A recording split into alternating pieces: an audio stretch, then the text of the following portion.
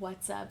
Today I wanted to talk about all of the winners from the 2019 Goodreads Choice Awards and all of the ones that I read over the last year, and kind of give you an idea of what I'm planning on doing for the 2020 Goodreads Award winners for this coming year.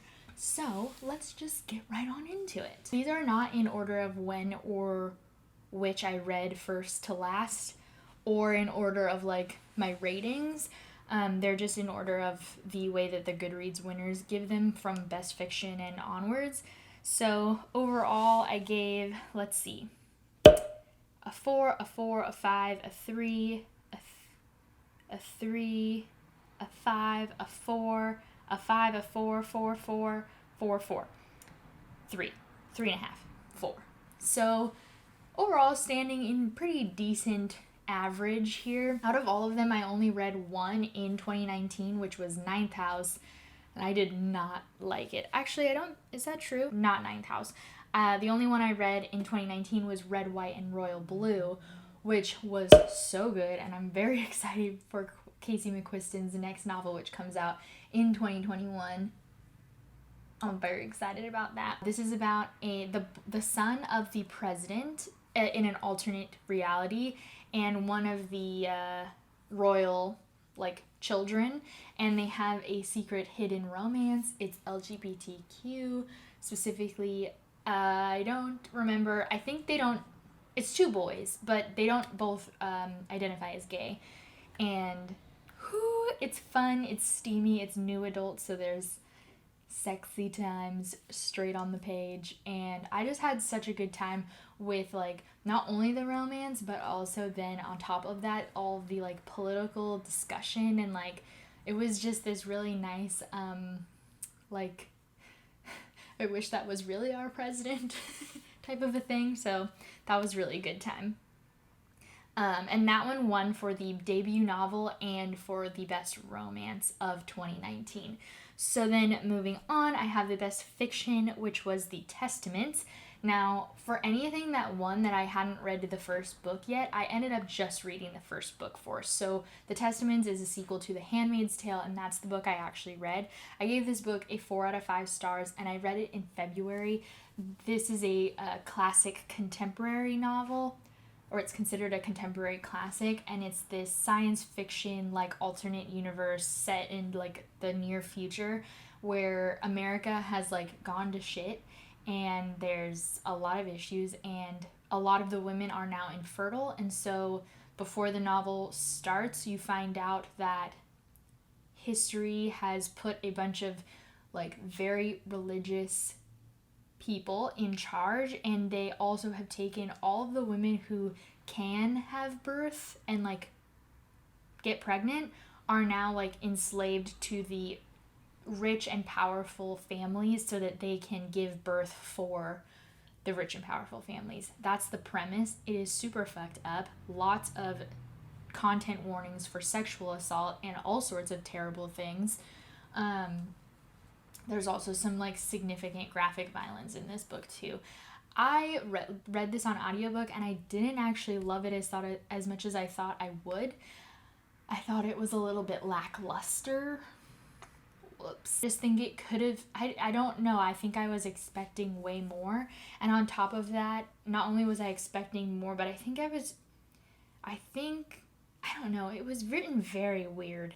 I didn't like that we didn't get a full grasp of the world that this is set in, the reality of everything around the very small story we're getting, because we really focus on one of the women who's taken by a family.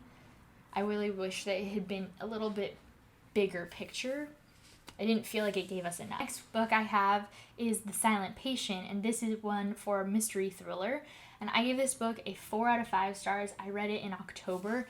And yeah, mystery thriller. This is a book that follows our main character, who is a psychiatrist or a psychologist. It's a British it's setting, so I don't really know the difference between those two terminologies. I don't remember what the technical word is. We follow this guy, and he remembers this very famous story of this woman who was a famous artist, and she was married to a famous photographer, I believe, And a few years ago, she was found alive with her husband, like brutally murdered in the apartment, and she never spoke. She never like gave any reason for what happened or anything, and so she was put in a mental health facility because she was found not guilty based on a plea of insanity, and she hasn't spoken since. So now, like 7 years later or whatever, this psychologist really wants to work at the placement that she's at, and he wants to try to see if he can get her to talk. And that's the way the premise starts, and there is a giant twist, and I enjoyed. I didn't think it was perfect by any means. I felt like we could have gotten a little bit more about some of the other characters that are involved. I did really like there is a dual plot happening, and I don't really want to tell you anything about the second plot. It's more fun when you just like let yourself read it. The next book that I have here won for Best Fantasy, and this was Ninth House by Leigh Bardugo, and this one I gave a 3 out of 5 stars, and I read it in November of 2019. So this was another 2019 read. I knew that it was.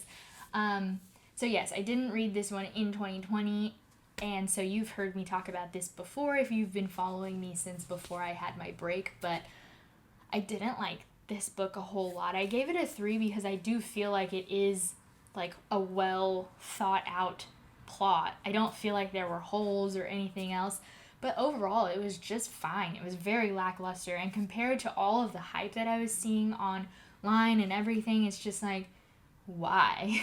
So this book is a dark academia book. It is about this girl named Alex who's kind of like rough around the edges, and she's in this high society college. She can see greys, which are also ghosts. And so she gets accepted into this secret society at the campus, which is like Yale, I think, or, you know, one of those hoity-toity ones. And so she gets accepted into the secret society because of what she can do. And so she's learning all of the rules between these 9 houses, 9 secret societies, and blah, blah, blah. And we're also following the point of view from her like mentor, I guess. He's another student who's a little bit older than her. We follow him when he's first meeting Alex, and then we follow Alex in the current time, and I just didn't care. Next, I have the Science Fiction Award winner, which was Recursion. This one I also gave a 3 out of 5 stars, and I read this back in February of 2020, and this one, okay, so this is a science fiction novel that has time plot.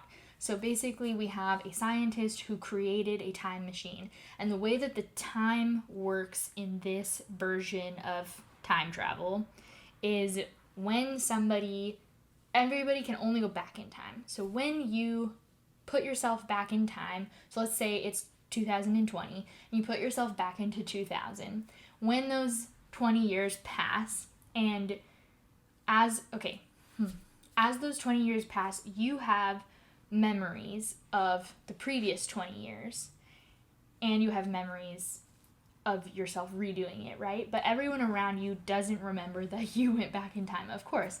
But when you reach the point that you previously have gone back in time, all of a sudden everybody's memories that have been changed from what you changed throughout those 20 years come back in like a background film of memory. So everyone else who ever met you, etc., has those 2 memories of those 2 realities. The reason that this is important is because she's trying to figure out how to not have the time machine exist anymore, but everyone who knows about the time machine at some point will find out about the time machine later when the memories show back up as that point comes back into in the moment. This big plot hole that exists in the novel, I don't even know if it was like 100% relevant to the story, but it felt really like it was so jarring to me. A building like popped up when you hit it, and that's not how they had explained it previously at all. Everyone would instead have remembered there being a building there in the previous timeline, and it's still not there because it didn't exist in that timeline. When you're dealing with time plots, it's very difficult to deal with because you have to remember all of those rules that you're making up, and this one, it just was distracting to me. The next book that I have here is for historical fiction, and this one is Daisy Jones and the Six. I also read this one in 2019, so I don't know why I thought I had only read one book, but I read this one in 2019. This one I gave a 5 out of 5 stars, and I read it Okay, so this book I did listen to on audiobook, and I honestly think that this review would be a very different rating had I not listened to it. This is one of those ones that really is, in my opinion, it depends on the fact that you listen to it, which is really unfortunate, but I just think that that makes it a whole like grand scale difference in the book itself. I think overall the story is fine. It's about this girl named Daisy Jones, and it's a historical fiction set in the 70s, and then we're listening to the interview of all of these people in, I think, in current time. So basically, Daisy Jones and the Six is this fictional band.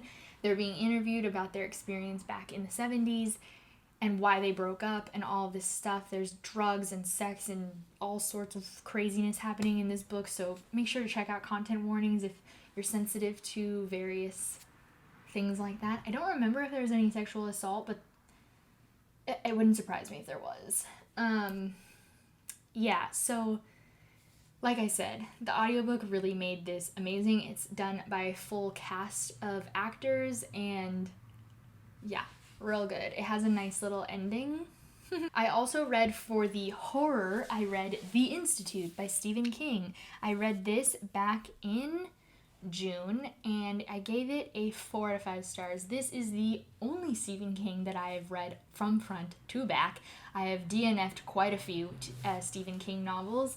I tend to not think that they're great, although I tend to really, really, really, really love the television adaptations of his novels. I tend to think that they do really well getting rid of the gross things Stephen King puts in, like racism, and including all of the amazing, like, art that Stephen King does produce, because he really does have a way with those horror craziness. So this book is about a young boy. I think his name is Jude, but I don't remember. I remember it being like a weird name. And he's like 12, I think, and he has special powers. When he gets like overexcited or anything, he can make things move, and he doesn't have a lot of control in that, but he has this crazy ability, right? And one day, all of a sudden, these people come into his home and steal him and kill his parents and swipe him and move him into this place on the East Coast. I think he's in California, and then they take him to the East Coast. Of course, Stephen King always sets his stories like in the main area. So, yeah, he's whisked away into this like secret hospital style thing, and all of the kids there have these similar like just minimal abilities. Simultaneously, you're following this adult, and I don't remember his name, but he's like in the area. He's a retired cop who, well, he was forced to retire because he shot a kid. This is the most ridiculous part, and like, I cannot believe that Stephen King had the balls to put this in his novel, because Stephen King wrote this sympathetic cop character because he shot a kid on accident, thinking that he had a gun, and oh, poor you, because you were forced to retire. Not fired, forced to retire. I cannot believe that that was the plot in 2019. Like, are you kidding me? You're so dumb. So I don't necessarily support or like think that this book, I don't, the story of like what's going on in the Institute is really interesting. But like Stephen King, I can't with his like social discussions that happen in his books. It's all just I also have the humor winner, which was Dear Girls by Ali Wong. I gave this a 5 out of 5 stars, and I read this back in November. This is a nonfiction novel, and Ali Wong is a comedian. She is my favorite comedian of all time. She is just amazing, and she wrote this book to her 2 daughters. And it was so heartwarming and hilarious. Like, Ali Wong is so amazing, and I'm literally crying because, like, she's amazing, and I just want to be her friend. Okay, moving on, because this is ridiculous. For the nonfiction winner, Girl Stop Apologizing by Rachel Hollis won this one, and I read this back in April. I gave it a 4 out of 5 stars. This is a, like, self-help novel. I've read both of her girls, so Girl Stop Apologizing, Girl Wash Your Face was the first one. Now that I've had more time to like simmer on her topics and stuff, it's imperfect for sure. Like, I feel like okay, G from Book Roast actually just talked about self-help books, and she mentions that like every self-help book is going to be different because every author of a self-help book starts from a different place, so you might not be able to connect with any given self-help author the way another person could, but even if you take something out of it, then you've gotten something out of it. And I really agree with the way that G like commented on that.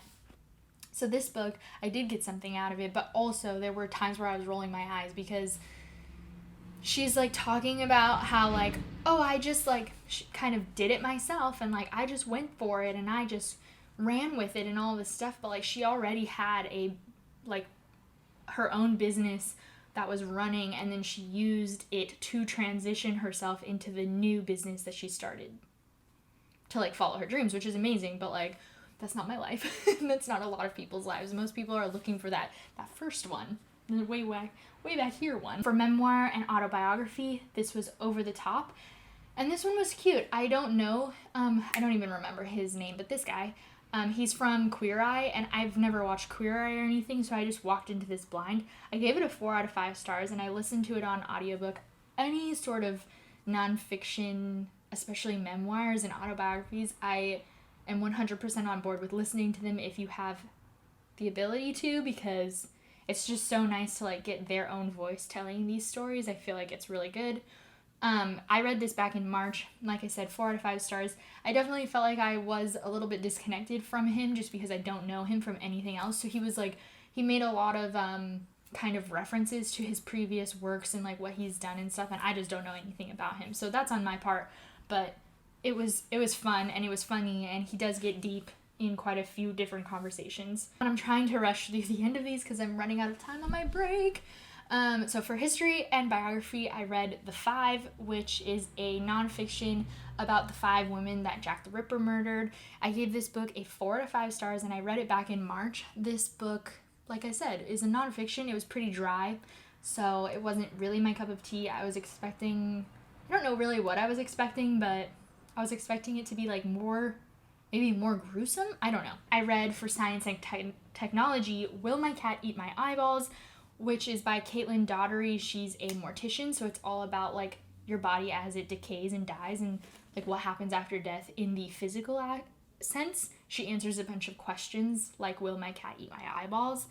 I gave this book a 4 out of 5 stars. It was definitely informational. If you're interested in things about death, I think that this was interesting, but it was also very, like gruesome and gory in the sense of like you're talking about people dying and what happens to your body as it decays. So like there were times when my stomach wasn't happy about it, and I read this back in March as well. I also read for graphic novels and comics Pumpkin Heads by Rainbow Rowell. This was adorable. It was set in October at the Pumpkin Fest. These 2 seniors, it's their last time doing their fall job, and they're just kind of getting ready for off to college, and the boy has been obsessed with this girl who works in another area, so he and his friend who work every year together in this other area go on an adventure trying to get him to finally talk to her for the first time, and it was so cute. Rainbow Rowell certainly does know how to do contemporary. 2 more. The young adult fiction winner was 5 Feet Apart.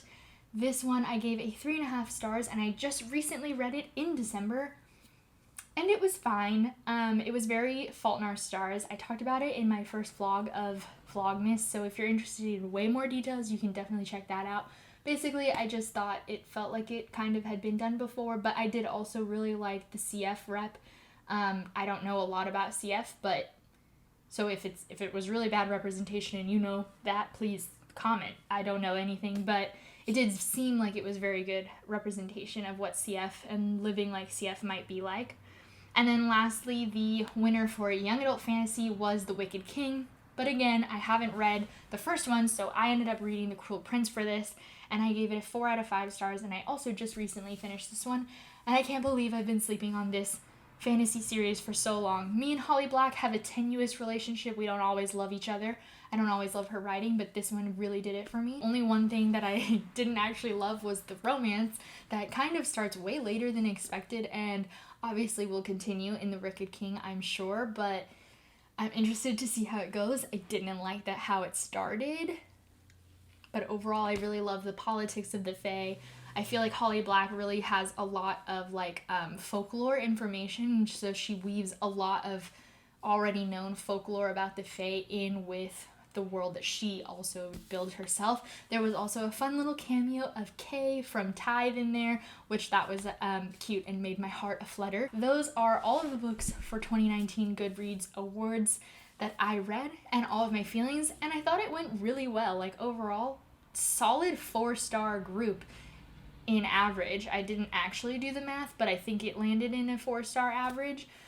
So I'm definitely planning on doing this again for the 2020 Goodreads Choice Awards winners. And if you watched my vlog from yesterday, then you'll know that I've been talking about starting a book club. And so I really, really wish that you would go and watch that video, because I go into way more detail about that book club idea. But I was thinking of doing the Goodreads Choice of Winners for the book club. So let me know in the comments if that sounds like a good idea to mesh together. Or if not, then what ideas do you have for the book club? Please let me know in the comments. And yeah, so I guess that's my question to you is like, do those work together? Do you want that? Do you want a book club for that? And now it's time to go back to work, so I'm going to finish this video off. Thank you. Make sure to hit that subscribe button if you haven't already and like this video, and I will see you guys tomorrow with a new one. Peace out. Bye.